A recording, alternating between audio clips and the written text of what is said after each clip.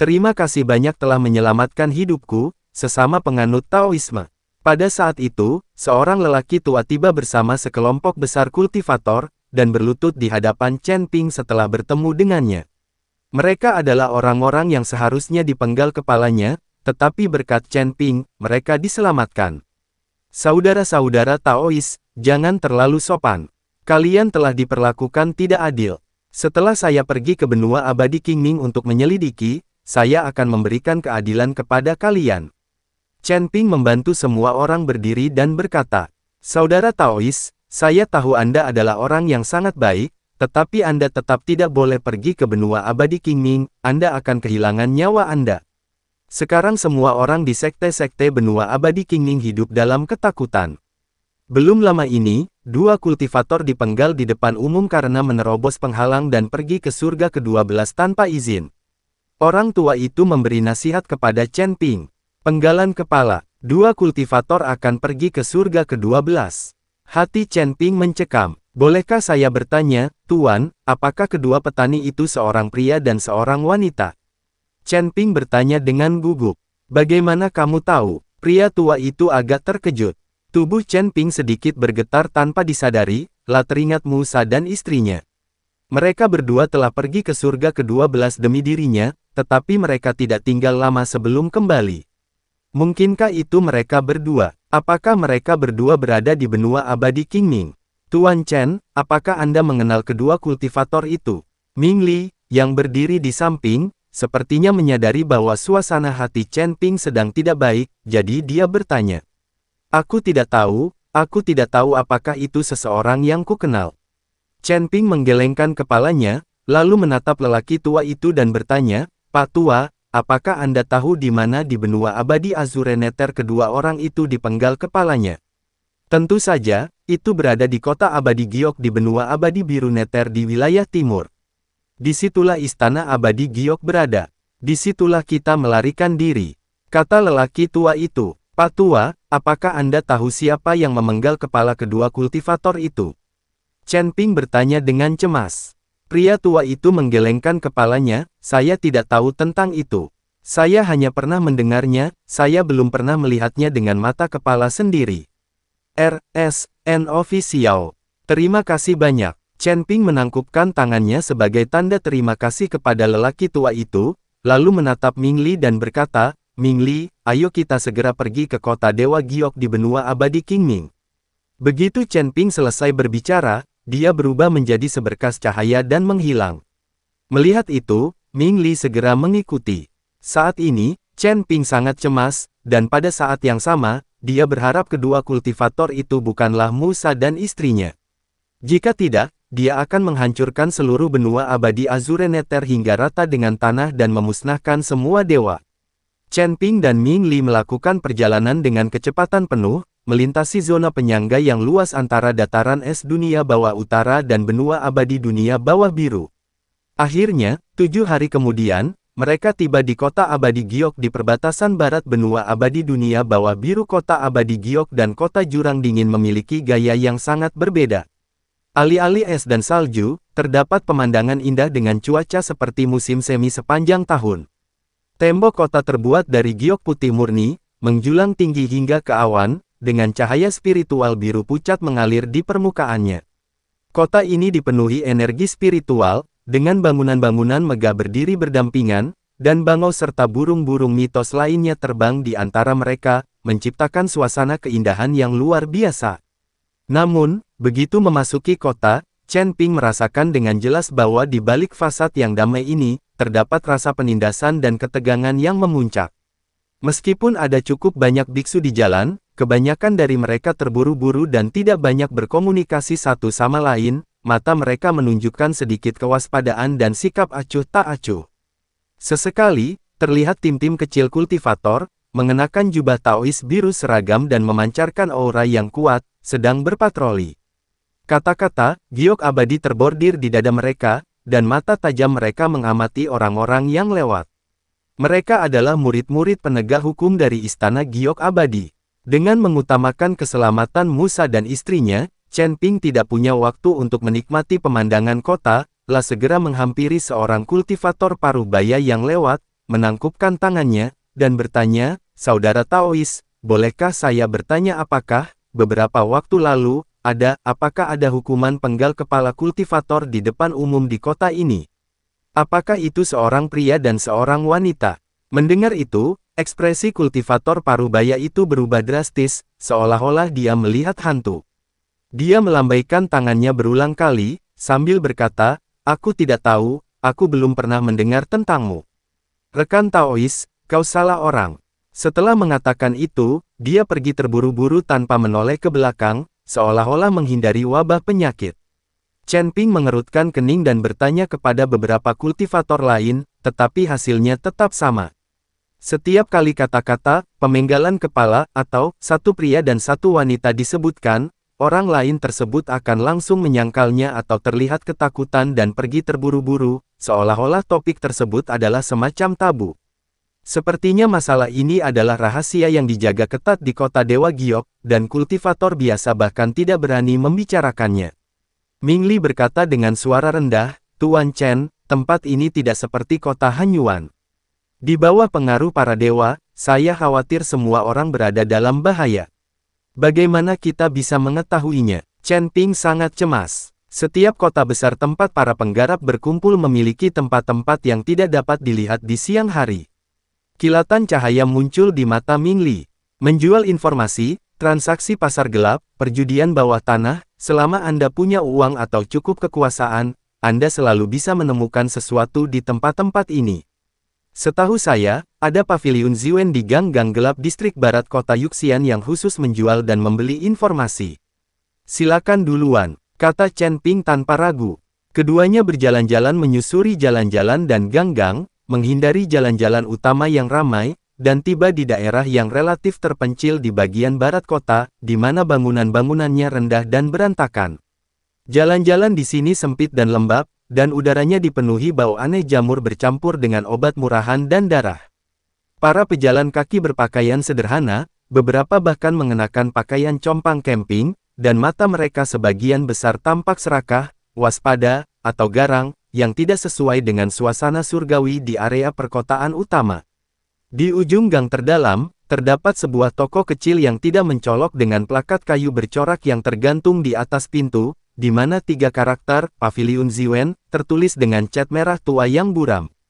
Tidak ada penjaga di pintu masuk, tetapi Chen Ping dapat merasakan bahwa beberapa langkah dan penghalang keamanan tersembunyi telah dipasang di sekitar toko tersebut. Saat pintu dibuka, ruangan itu remang-remang, hanya ada satu lampu minyak kuning yang berkedip-kedip di atas meja. Di belakang meja kasir duduk seorang pria tua dengan punggung bungkuk dan wajah penuh bekas luka, menyipitkan mata sambil menyeka belati hitam di tangannya dengan kain kotor. Aura lelaki tua itu samar, tetapi Chen Ping dapat merasakan bahwa kultivasinya setidaknya berada di peringkat ketiga alam abadi atas. Membeli informasi, atau menjual informasi. Orang tua itu bahkan tidak mengangkat kepalanya, suaranya serak seperti gong yang rusak. Membeli informasi. Chen Ping melangkah maju. Mengenai pemenggalan kepala 2 kultivator, seorang pria dan seorang wanita, di kota Dewa Giok baru-baru ini, saya perlu mengetahui detailnya, siapa algojonya, dan di mana jasad mereka berada. Pria tua itu berhenti sejenak sambil menyeka belatinya, lalu mengangkat kelopak matanya yang berkabut mengamati Chen Ping dan Ming Li, terutama menatap Chen Ping sejenak, tampak agak terkejut dengan kultivasi dewa surgawi yang dimilikinya. "Berita ini sangat mahal," kata lelaki tua itu perlahan. "Berapa harganya?" tanya Chen Ping. Pria tua itu mengangkat 3 jari, 30.000 kristal spiritual bermutu tinggi. 30.000, Ming Li tersentak. Bahkan di surga ke-13, kristal yuan tingkat tinggi merupakan bentuk mata uang yang berharga. 30.000 kristal yuan tingkat tinggi cukup untuk membeli senjata sihir tingkat tinggi yang layak, atau untuk mendukung kultivasi mewah seorang kultivator biasa selama beberapa dekade. Ini keterlaluan. Chen Ping mengerutkan kening. Kristal yuan yang dimilikinya disponsori oleh orang sejati Han Yuan, dan dikombinasikan dengan batu spiritual dan batu abadi yang dibawanya dari surga ke-12, ia hanya memiliki sedikit lebih dari 5.000 kristal yuan tingkat tinggi secara total, yang jauh dari cukup. "Bisakah kita menggunakan harta karun lain sebagai jaminan?" tanya Chen Ping. Pria tua itu menggelengkan kepalanya, toko kami hanya menerima kristal yuan, kami tidak menawarkan kredit atau jaminan. Kilatan dingin muncul di mata Chen Ping, dan kekuatan kacau di dalam tubuhnya berfluktuasi samar-samar. Saat itu dia sangat cemas, dan karena keadaan dipersulit oleh orang lain, dia hampir tidak mampu menahan keinginan untuk menginterogasi mereka secara paksa.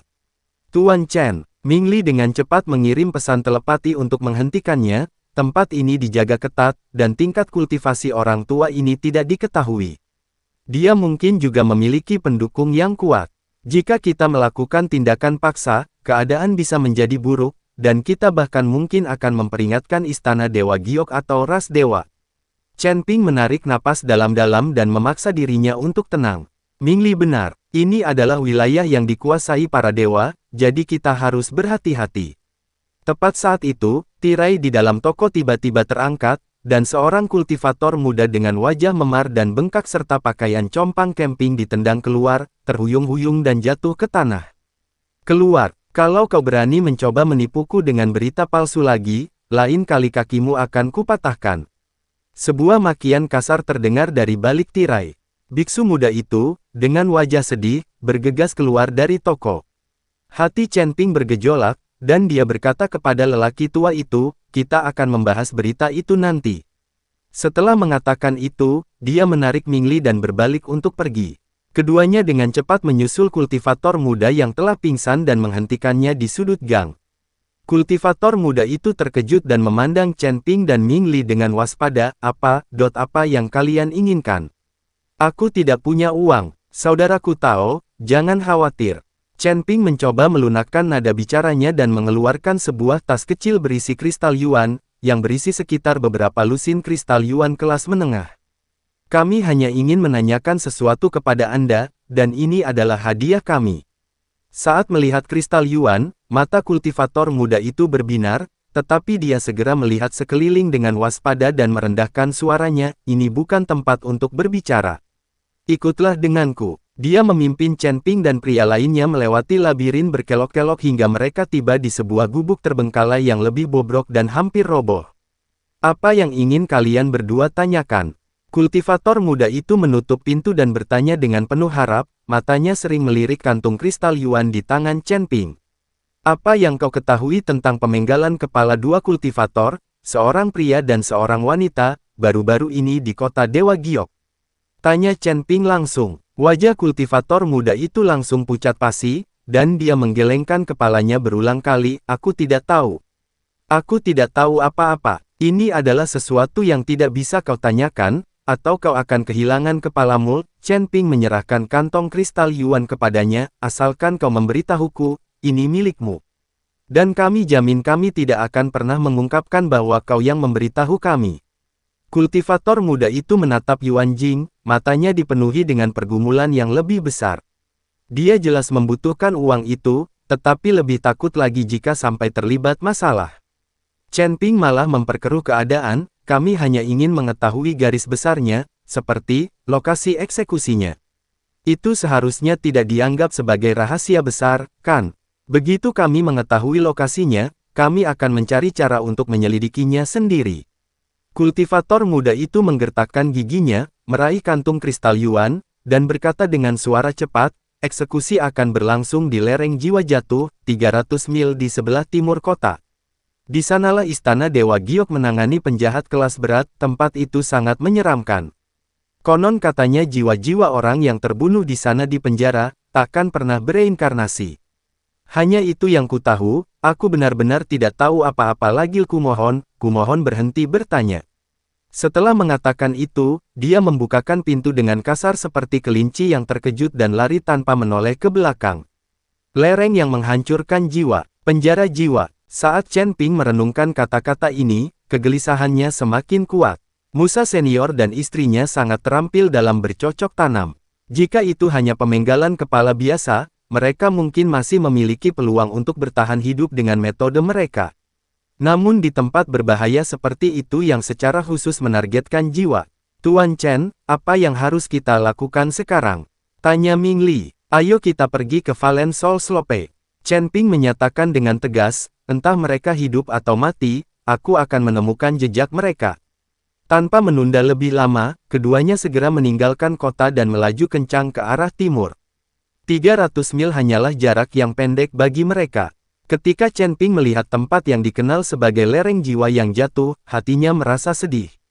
Itu adalah area dataran rendah yang landai di antara dua gunung tandus. Luasnya tidak besar, tetapi dipenuhi aura yang mencekam, menyeramkan, dan mematikan. Lereng bukit itu diselimuti lapisan kabut abu-abu sepanjang tahun, sehingga sulit bagi sinar matahari untuk menembus. Tanahnya tandus, dan warnanya merah gelap yang suram, seolah-olah telah ternoda darah berkali-kali. Di udara, samar-samar terdengar ratapan dan kutukan yang tak terhitung jumlahnya, tangisan yang tak berdaya dari jiwa-jiwa yang telah binasa di sini selama bertahun-tahun dan yang jiwanya terpenjara. Di tengah lereng itu berdiri beberapa pilar batu hitam berlumuran darah, dengan rantai tebal berukir rune melilit di sekelilingnya. Tempat itu jelas merupakan lokasi eksekusi. Chen Ping menekan gejolak emosi dan amarah di hatinya lalu mendarat di lereng. Tanah di bawah kakiku terasa lembut dan lengket, seolah-olah aku sedang menginjak daging yang membusuk. Ratapan hantu yang selalu hadir menjadi semakin jelas, menusuk jiwanya seperti jarum, tetapi dengan mudah diblokir oleh kekuatan kekacauan. Dia berjalan mendekat ke pilar-pilar batu hitam dan memeriksanya dengan cermat. Selain noda darah lama, terdapat juga banyak bekas luka baru di pilar batu tersebut. Terdapat bekas seret di tanah, bekas hangus dari mantra, dan beberapa potong pakaian yang rusak dan tidak biasa. Chen Ping mengambil sepotong kain. Kain itu ditenun dari sutra ulat sutra yang sangat kuat yang dicampur dengan sejenis sutra spiritual berelemen es, dan masih mempertahankan aura yang samar namun murni. Aura ini agak mirip dengan aura magis yang lembut, tenang, dan damai yang terpancar dari senior Musa, tetapi juga tampak lebih lemah dan lebih kacau. Fragmen lainnya membawa energi seperti kayu yang lembut, tenang, dan bersemangat, yang sesuai dengan perasaan yang dipancarkan oleh istri Musa. Itu mereka, benar-benar mereka. Tangan Chen Ping yang memegang pecahan-pecahan itu sedikit bergetar, kukunya hampir menusuk telapak tangannya. Meskipun dia memiliki firasat, ketika akhirnya dia memastikannya, rasa sakit yang luar biasa dan amarah yang meluap-luap hampir menguasainya. Senior Musa, orang yang ia selamatkan di tangga surgawi, yang muncul di saat genting di surga ke-12, membimbingnya ke gua pemurni Ki kuno dan mengungkapkan rahasia alam surgawi, seorang senior yang lembut dan tak terduga, dan istrinya, yang baru saja dibangkitkan dan penuh harapan untuk masa depan. Kejadian itu benar-benar terjadi di lereng jiwa yang jatuh yang kotor dan menyeramkan ini. Di mana mayatnya? Mengapa tidak ada mayat? Setelah mengamati sekeliling dengan saksama, Ming Li bertanya dengan bingung. Sekalipun seseorang dipenggal kepalanya, tubuhnya tetap harus ditinggalkan. Sekalipun sudah ditangani, seharusnya masih ada jejak yang tersisa. Chen Ping memaksakan diri untuk tenang, dan menyebarkan indera ilahinya, memindai seluruh lereng jiwa yang jatuh inci demi inci. Tak lama kemudian, ia menemukan fluktuasi spasial yang sangat halus di bawah dasar pilar batu. Fluktuasi ini disamarkan oleh aura kematian dan kebencian yang pekat, seandainya dia tidak memiliki indera yang tajam dan kekuatan kekacauan, dia hampir tidak akan mampu mendeteksinya. Ada sesuatu di bawah sana. Chen Ping berkata dengan suara berat, sambil mengacungkan jarinya seperti pedang, mengumpulkan kekuatan yang kacau, dan dengan lembut menebas ke arah dasar. Asteris mendesis. Asteris dasar batu hitam yang kokoh itu mudah dipotong, memperlihatkan sebuah lubang dalam dan sempit yang memanjang ke bawah, sehingga hanya satu orang yang dapat melewatinya dalam satu waktu. Aura kematian dan kebencian yang lebih pekat dan murni, bercampur dengan sedikit kekuatan spasial yang aneh, menyembur keluar dari gua. Tepi pintu masuk gua dilengkapi dengan sistem penyembunyian dan penyegelan yang sangat canggih. Jika Chen Ping tidak mendobraknya dengan kekuatan kekacauan, para kultivator biasa tidak akan pernah bisa menemukannya. Apakah ini lorong yang menuju ke bawah tanah? Atau pintu masuk ke semacam ruang? Tanya Ming Li, dipenuhi keraguan dan kejutan. Chen Ping tidak menjawab. Dia menarik napas dalam-dalam dan melompat masuk ke dalam gua terlebih dahulu. Ming Li mengikuti dari dekat di belakang. Gua tersebut tidak mengarah vertikal ke bawah, melainkan berupa lorong sempit dan miring dengan dinding yang halus, seolah-olah telah terkikis oleh suatu kekuatan selama periode waktu yang lama. Semakin dalam Anda menyelami, semakin berat aura kematian dan kebencian yang terasa, dan semakin jelas fluktuasi spasial yang aneh itu. Setelah turun sekitar 100 kaki, pemandangan tiba-tiba terbuka, memperlihatkan ruang bawah tanah yang sangat di tengah ruangan terdapat genangan darah berbentuk lingkaran, dengan diameter sekitar 10 kaki. Cairan dalam genangan darah itu kental seperti pasta, berwarna merah gelap, terus-menerus bergelembung, dan mengeluarkan bau busuk yang menjijikkan serta kebencian yang luar biasa.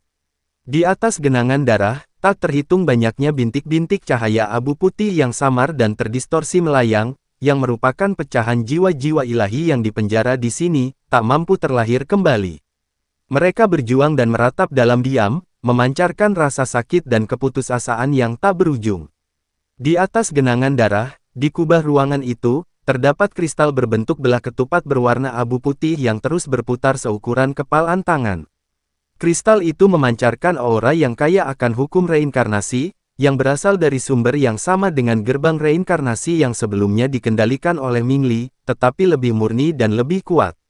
Kristal inilah, dikombinasikan dengan medan unik dari Blood Pool dan Valen Soul Slope, yang membentuk susunan pemurnian jiwa, yang menakutkan, yang terus-menerus mengekstrak, memurnikan, dan memenjarakan jiwa-jiwa mereka yang mati di sini. Tatapan Chen Ping tertuju pada tepi genangan darah itu. Di sana, tergeletak sisa-sisa pakaian dan barang-barang yang berserakan. Sebuah pedang panjang kuno yang patah. Itu adalah sesuatu yang selalu dibawa oleh senior Musa. Jepit rambut giok yang hangat dan berkilau, yang masih menyimpan jejak aura roh kayu yang lembut, adalah milik istri Musa. Ada juga beberapa barang dan pakaian lain, semuanya memiliki aroma khas Musa dan suaminya. Namun, tidak ditemukan jenazah. Mayat itu dilemparkan ke dalam kolam darah untuk dimurnikan. Suara Mingli terdengar datar.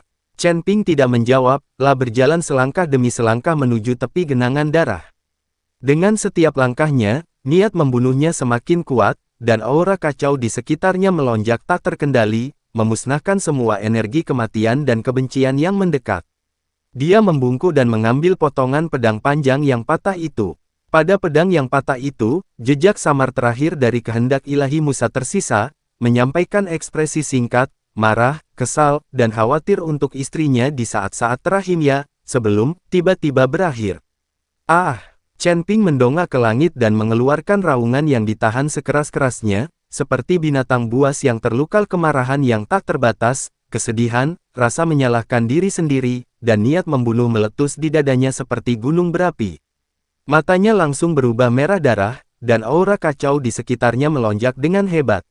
Udara berkabut menyapu seluruh ruang bawah tanah, menyebabkan genangan darah bergolak hebat.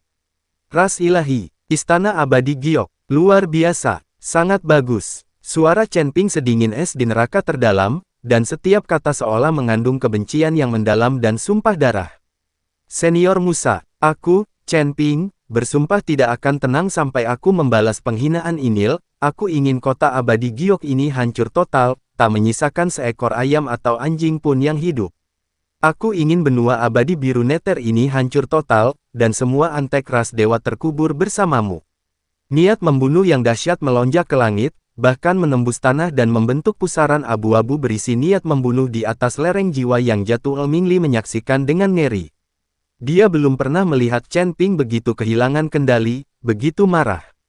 Niat membunuh yang mengerikan itu bahkan membuat dirinya, seorang dewa tingkat atas tingkat 5, merasa merinding. Dia tahu bahwa Chen Ping benar-benar marah kali ini.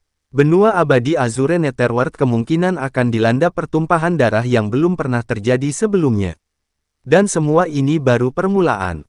Chen Ping perlahan menegakkan tubuhnya dan dengan hati-hati menyimpan barang-barang Musa dan suaminya. Warna merah padam di matanya perlahan memudar, tetapi rasa dingin dan niat membunuhnya justru semakin dalam dan menjadi lebih menakutkan. Mingli, suaranya tenang, namun mengandung perintah yang tak terbantahkan. Ya, jawab Mingli dengan cepat, memeriksa. Chen Ping berkata perlahan dan hati-hati, gunakan semua cara yang kau miliki untuk mencari tahu siapa dari istana Dewa Giok yang melakukan eksekusi hari itu, dan siapa yang memberi perintah. Apa hubungan mereka dengan para dewa? Temukan semua yang terlibat, tanpa melewatkan satu pun. Baik. Mingli dengan sungguh-sungguh menerima perintah itu. Dia tahu bahwa Chen Ping saat ini seperti gunung berapi yang akan meletus. Hal berbahaya ini harus dihilangkan.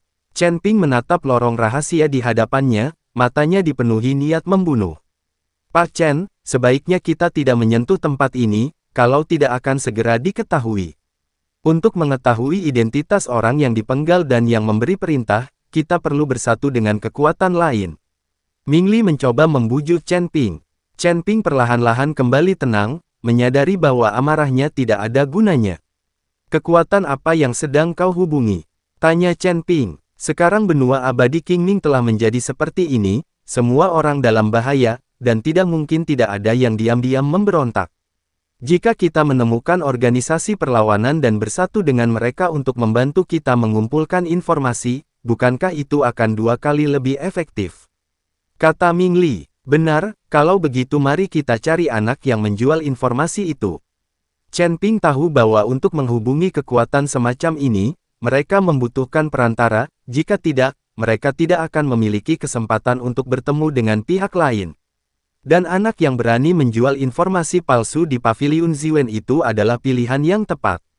Chen Ping dan Ming Li kembali ke gang gelap di distrik barat kota Dewa Giok dan menemukan gubuk yang terbengkalai. Kultivator muda itu bersembunyi di dalam rumah sambil menghitung kristal yuan miliknya ketika ia melihat keduanya kembali, sangat ketakutan hingga hampir menumpahkan kristal yuan ke seluruh lantai.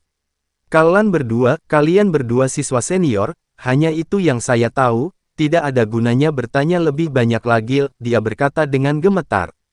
Chen Ping tidak mengatakan apapun, tetapi hanya mengeluarkan tas kain yang lebih besar dan meletakkannya di tanah. Tas itu sedikit terbuka, memperlihatkan setidaknya 500 kristal unsur berkualitas tinggi dan beberapa botol pil penyembuhan dan pengembangan diri yang sangat baik. Mata biksu muda itu langsung membelalak, dan napasnya menjadi cepat. Kami di sini bukan untuk mempersulit Anda. Suara Chen Ping tenang, namun mengandung kekuatan yang tak terbantahkan. Kita perlu menemukan kekuatan-kekuatan di dalam kota Dewa Giok yang secara diam-diam melawan ras dewa dan penindasan istana Dewa Giok. Karena kau berkeliaran di sini, mencari nafkah dengan menjual berbagai macam informasi, kau pasti punya koneksi. Mata kultivator muda itu berkecamuk, dia melirik Yuan Jing, lalu ke mata Chen Ping yang dalam dan tajam.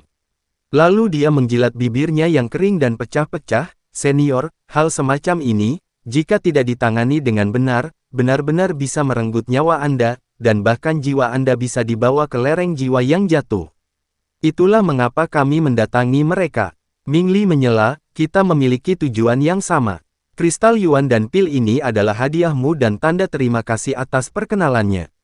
Akan ada hadiah yang lebih besar setelah masalah ini selesai. Hadiah yang besar pasti akan menarik minat orang-orang pemberani. Kultivator muda itu menggertakkan giginya, meraih tas kain itu dan memasukkannya ke dalam pelukannya, sambil berbisik, ikutlah denganku, jangan bersuara dan jangan melihat ke sekeliling. Dia memimpin Chen Ping dan pria lainnya menyusuri lorong-lorong yang seperti labirin, terkadang memanjat reruntuhan, terkadang merangkak masuk ke terowongan tersembunyi. Setelah berjalan kaki selama setengah jam penuh, kami tiba di tempat yang tampak seperti rumah-rumah mewah terbengkalai milik sebuah keluarga kaya.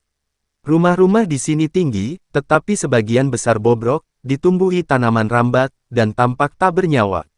Biksu muda itu berhenti di depan sebuah halaman dengan pintu yang setengah rusak dan mengetuk kusen pintu secara berirama, 3 ketukan panjang dan 2 ketukan pendek. Sesaat kemudian, pintu berderit terbuka sedikit, dan sepasang mata waspada mengintip keluar. Monyet, apakah itu kamu? Siapa mereka? Sebuah suara berat terdengar dari balik pintu. Saudara Leopard, ini seseorang yang kutemukan dan ingin bergabung dengan kita. Dia punya beberapa orang tangguh. Kultivator muda itu, yang dijuluki Monyet, merendahkan suaranya dan berkata, dia membawa hadiah yang berlimpah, dia benar-benar tertarik untuk melakukan sesuatu yang besar. Ada keheningan sesaat di dalam, lalu pintu perlahan terbuka, dan seorang pria berotot dengan bekas luka di wajahnya menyingkir, masuklah, cepat. Halaman dalam itu sangat luas, dan di dalamnya terdapat dunia tersembunyi yang terawat dengan baik dan memiliki jejak fluktuasi susunan yang samar, mengisolasi atmosfer dan suara dari dalam dan luar. Beberapa kultivator yang tersebar sedang bermeditasi atau membersihkan senjata mereka di sudut-sudut ruangan. Ketika seseorang masuk, mereka semua melirik orang itu dengan saksama. Pria yang memiliki bekas luka itu, saudara Macan Tutul, menuntun mereka melewati halaman depan menuju halaman belakang yang lebih tenang. Seorang wanita tinggi yang mengenakan pakaian biru muda berdiri di halaman, membelakangi mereka, menatap sekelompok bambu hijau. Wanita itu perlahan berbalik, memperlihatkan wajah yang cantik namun gagah dan angkuh, dengan mata tajam seperti elang, dan tingkat kultivasinya jelas berada di peringkat keempat alam abadi atas. Bos, monyet membawa 2 orang bersamanya, katanya mereka ingin bergabung dengan kita, kata Macan Tutul dengan hormat. Tatapan wanita itu menyapu Chen Ping dan Ming Li, berhenti sejenak pada Chen Ping. Chen Ping sengaja menyembunyikan tingkat kultivasinya, sementara kultivasi Dewa Agung tingkat 5 Ming Li tidak sepenuhnya disembunyikan, sehingga kombinasi ini tampak agak aneh. Siapakah kamu? Mengapa kamu mencari kami? Wanita itu berbicara, suaranya dingin dan jelas. Monyet itu buru-buru melangkah maju, membungkuk dan mengendus-endus, Saudari Liansing, kedua senior ini ingin menanyakan tentang Istana Dewa Giok dan klan ilahi, terutama tentang masalah di lereng jiwa yang jatuh beberapa waktu lalu. Mereka menawarkan harga yang sangat tinggi. Kurasa mereka bukan mata-mata, jadi... Mata wanita bernama Liansing berubah dingin saat dia menyela si monyet, apakah kau ikut campur urusan lereng jiwa yang jatuh? Monyet, kau semakin tidak mengerti aturan. Monyet itu gemetar ketakutan. Chen Ping melangkah maju, menangkupkan kedua tangannya, dan berkata, Saudara Taois, mohon jangan salahkan dia. Saya Chen Ping, dan ini Ming Li. Kami menanyakan tentang lereng jiwa yang jatuh karena 2 orang yang dipenggal kepalanya kemungkinan adalah teman lama saya. Permusuhan ini tidak dapat didamaikan. Tidak ada jalan kembali bagi saya, Istana Abadi Giok, dan ras dewa di baliknya. Saya mendengar bahwa ada orang-orang yang berpikiran sama di sini, jadi saya datang untuk mengunjungi mereka. Saya di sini bukan untuk memata-matai, tetapi hanya untuk bekerja sama. Liansing menatap Chen Ping, seolah mencoba memahami kebenaran dari tatapan matanya. Tatapan Chen Ping tenang, dan meskipun dia berusaha sekuat tenaga untuk menekan kesedihan mendalam dan niat membunuh yang dingin, sedikit jejaknya masih lolos, membuat Liansing, yang telah mengalami pertempuran hidup dan mati, merasa sedikit merinding. Kata-kata bukanlah bukti. Liansing berkata dengan tenang, siapa tahu kau adalah umpan yang dikirim oleh Istana Dewa Giok untuk memancing kami keluar. Kami telah kehilangan cukup banyak saudara akhir-akhir ini. Kita bisa membuat nazar kepada surga, kata Ming Li. Sumpah kepada surga. Bibir Liansing melengkung membentuk senyum mengejek. Di benua abadi Qingming, tempat pengaruh para dewa semakin dalam, masih belum diketahui apakah Dao Surgawi masih seadil sebelumnya. Terlebih lagi, ada celah dalam sumpah. Chen Ping sedikit mengerutkan kening, lalu apa yang dibutuhkan agar kau percaya padaku, sesama penganut Tao? Liansing berbalik dan memandang ke arah rumpun bambu yang rimbun, ikutlah denganku, mari kita cari tempat yang aman untuk berbicara, lah berjalan lebih dulu menuju hutan bambu. Chen Ping dan Ming Li saling bertukar pandang lalu mengikutinya. Monyet itu ingin mengikuti, tetapi dihentikan oleh tatapan mata Macan Tutul.